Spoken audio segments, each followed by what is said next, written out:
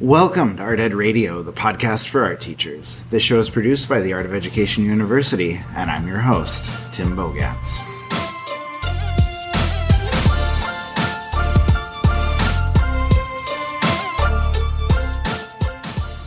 All right, I'm here with Lindsey Moss and Abby Schukei at AOEU headquarters. Would you all like to say hi? Hi, everybody. Hello. So we just finished the Art Ed Now 2019 summer conference. It was amazing. There are some awesome highlights, as there always are. And yeah, we're just kind of taking things down, finishing up with everything that we've done. And it's always just a great feeling to get through a conference, but kind of a strange feeling at the same time, because we've been working on this for the past 6 months, and all of a sudden it's done in a day. Lindsey, you compared it to what, a wedding earlier? It's like putting on a wedding every 6 months. So, but I think it was successful. We've had a ton of positive feedback throughout the day, in the chat, in the Q&A with presenters, on social media, and I feel really good about what we were able to put together. But Abby, if I can just ask you, I guess, because you were pretty involved in social media, seeing what everybody's feeling, what were your overall thoughts on the conference, and what were people saying about it? Everyone was just so engaged in all the different art making activities that were available. And it was so fun to see everybody sharing, whether it be on Instagram or Twitter or whatever. It was just so fun to be able to see art teachers connect from everywhere. And everyone was active on there. And so we really appreciate you sharing what you're doing during the day, because it gives us a real glimpse at what you're taking from the conference. Mm-hmm. And, just thinking about where people are watching from. We talk about this being like a global conference, and it's amazing because we had people from Thailand, we had people watching from American Samoa, just all over the place, and so that's really cool to see. Lindsey, you were doing the chat a lot. Can you tell us kind of what discussion was like on there, what you guys were talking about throughout the day? Sure. I just love the chat because it's like a chance for people to expand on what they're hearing and share the ideas it sparks in their own mind, so they can share it with other people and what's been working for them in the classroom. So it's a neat place to kind of look back and see a deeper dive of how people were digesting it and how they were going to apply it to their own teaching situation. So the chat was really good today. Yeah, and I love seeing people share ideas on there. I don't jump into the chat a lot, but I read most of it, kind of in between presentations. But yeah, I love when people, are watching presentations and say, oh, I also do this, or, I love to do it this way in my classroom. Like you said, dive deeper and just kind of share some ideas there. But I also wanted to ask you both about your favorite returning presenter. We had a few, Rachel Albert was back, Lena Rodriguez, Matt and Craig, Debbie West, Amber Kane. Lindsey, I'll ask you first. Who did you really like and why? That's so hard because I feel like all these people are returning for a reason. They're all so talented, have such good ideas. But I personally was really inspired by Abby this time around. Oh, thank you. You're welcome, friend. I didn't pay her to say that. I feel like the lessons for positivity and kindness are so needed right now. And as soon as that Rubik's Cube lesson came up, the chat started lighting up. Everybody was wanting to talk about that. And it seems like such a cool idea for the fall. So Abby for sure. That's awesome. Now, Abby, did you want to return the favor and say Lindsey was your favorite? No pressure. Did you have other ideas? No pressure. Although I really loved Lindsey's idea, sorry, no. No, but one of the presentations I really enjoyed was Amber Kane's, and one of the reasons for that, especially teaching secondary students, she talked a lot about how to empower your students and really practical ways to get them to take ownership in what they're doing, which is something that we see all the time, especially at the secondary level of students, they're not accountable for themselves. It's an issue with it's their parents' fault. It's your fault. But they are not willing to take the blame for themselves. And so she provided some really awesome strategies that went along with that. Yeah, that's really cool. was going to cheat and say 2. I'm going to cheat and say 3. That's not fair. You didn't give us that option. So, I'm sorry. I want to read it. I thought Nick Hahn and Billy Keel started off the conference amazingly well. Just That a was great good. idea. I love Lena Rodriguez and talking about portfolios because I feel like there's just not a lot of discussion. I'm just coming from a high school perspective. I love people who are talking about things like portfolios and AP art, just because I feel like those don't get enough attention.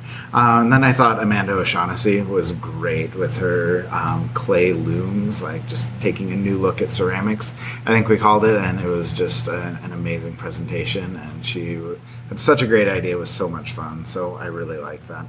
Now, what about new faces? Was there anybody that we haven't seen before who really stood out to you? Anybody who really shined, Lindsay? I could listen to Caitlin Thompson talk all day long. Yes. The way she explained things, you just can't help but watch and listen to her. When she picked up the giant jug of Mod Podge with such intensity, I was like, I know I'm going to love this. And then we got into her mind palace. And I have to say that I think was one of the most fun hands-on art making things. We were busy conference day, but as a group, I know you already showed or shared that we did it last night, but I loved her project. Yeah, being able to make that paper pottery is so much fun. And I want to do it with my own kids at home, and I want to dive into the magazine pottery that she has in the Afterpass too. I think there's so much cool stuff there. I think too sometimes new and innovative ideas can sometimes be cost prohibitive, and I love that this is any school you can do this. It doesn't matter what your budget is. Newspaper and watered down glue, and you're can good do to go. this. Yeah. Now, just for the sake of keeping it real, so we all did do this activity together, and not all of us doing the activity were the paper pottery, our art teachers. But obviously I'm an art teacher, and mine was terrible. I did not do it right, and my problem was my my paper strips were not all even, which made a big difference. But I totally failed, but it was still fun. Right, but I learned something for when I'm I'm going to do it with my students. As we always talk about, as art teachers, you learn something from failure, and you're going to teach it better because of that. I was actually a terrible student and threw mine on the floor. So, Caitlin, if you're listening, I needed your help. All right, Abby, who is your favorite new presenter? So let's talk about something else that I really don't like. Yeah. Or fail at sometimes, and for me that is teaching colored pencil. I don't enjoy that. So Jen Russell was my girl today, sharing her great ideas for getting quality colored pencils with your students, and her colored pencil chart is going to be super awesome to use. And I know she has a pro pack coming out, and I'm going to need to watch that a million times because this 10-minute presentation just wasn't enough for me. So that was super awesome. Yeah, it's a good start. But yeah, I loved seeing her presentation, her techniques, because I think she and I teach very similarly. And so I keep watching her. I'm like, yes, that's how I do it, but you're even better. And so there's so much to learn there. And I loved hearing from her students as well, getting those little clips of the kids talking about how they use colored pencil. I thought that was cool. My favorite new one maybe was Melinda Moen. She had that hilarious start to her presentation, which was great. But I just appreciate the fact that she is taking on this huge idea of how do we teach process? Because I reached out to her about doing a presentation. She has so many cool things on Instagram. She's like, I think I want to teach about art making processes. I'm like, okay, if you want to take on the biggest thing with your very first presentation. I really admire that, and I loved everything that she had to say, so that was really cool. Also, it seemed to me like Ron Clark was incredibly popular, one of the most popular keynotes we've had. Was that the impression that you got? And also, what did you think about his presentation yourself?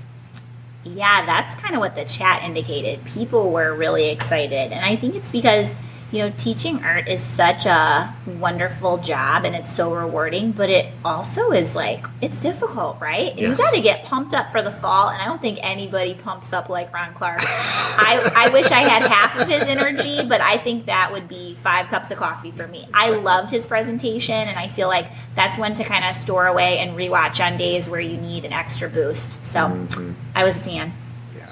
Yeah, my presentation was right after Ron Clark, so I know that everyone was actually here for me. Ron Clark was just your opening act. Yes, he was. But first off, I would just like to say that I wish I had read dance moves like Ron Clark. Yes. Honestly, I think I'm gonna have like a walk-up song every day. Oh, that's good. Yeah, I'm going to work on this. Well, I'll get back to you all on this, Okay. but this is going to happen. I like that. Yeah, I just, dancing, I think it'd just be fun. Yeah, well, I feel like, everybody needs the red button in the classroom Yes. to just, turn it into the dance club, and DJ Khaled, we can't go wrong with that, right? Yeah, and I don't really have the light system, really, but I could just, flip the switch up and down like a strobe light. Do you think that would work? I think it would, but, even if you don't want to do that, just a walk-up song. We is could call probably it Club Schukei.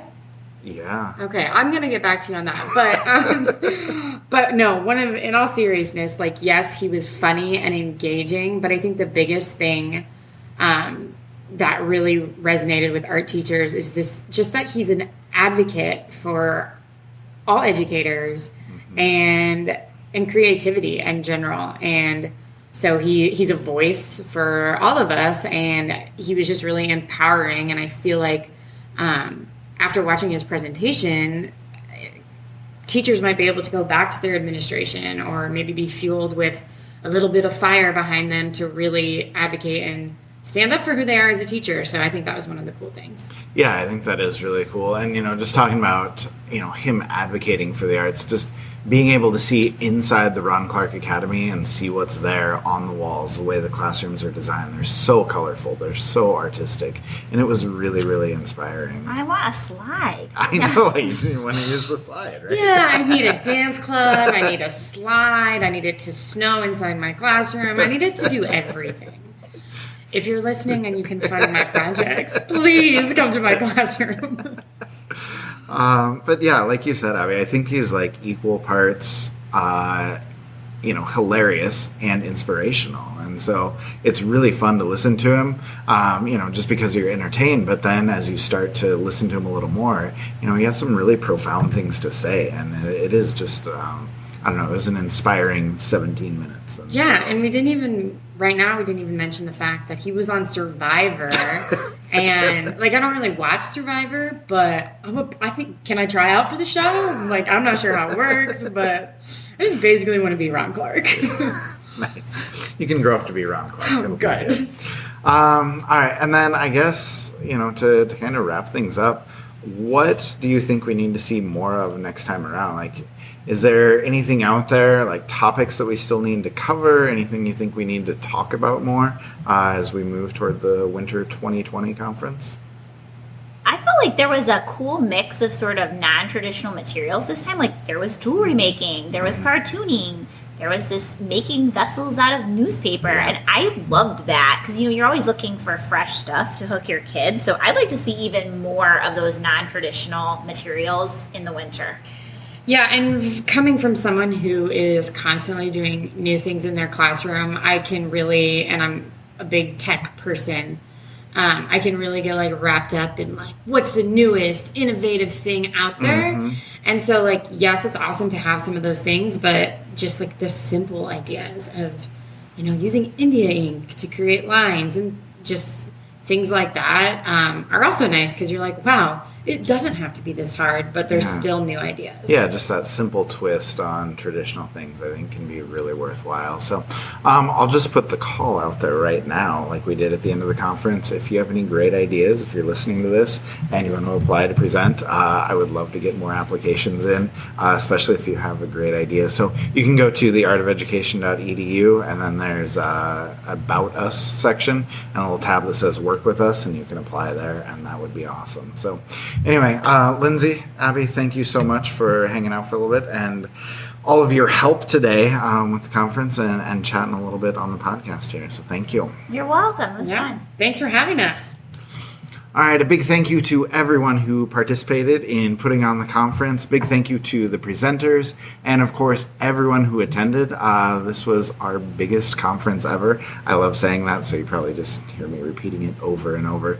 But, you know, I love the community that comes with this conference, like the chat during the conference, of course, but also the discussions that are taking place on social media, on our Art Ed Now attendees Facebook page, you know, that just kind of keep going after the conference is over. So anyway, if you went to the conference, make sure you check out the AfterPass if there's anything you need to see again. You can also sign up for the winter conference.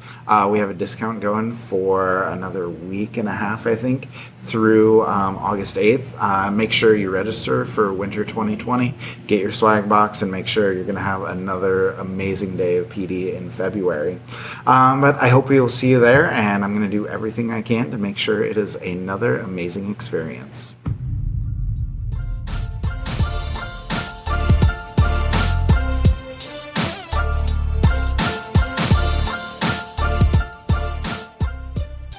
Art Ed Radio is produced by the Art of Education University with audio engineering by Michael Crocker. Thank you for listening. Thank you for coming to the conference. I hope it was a worthwhile day of PD for you, and we will talk to you soon.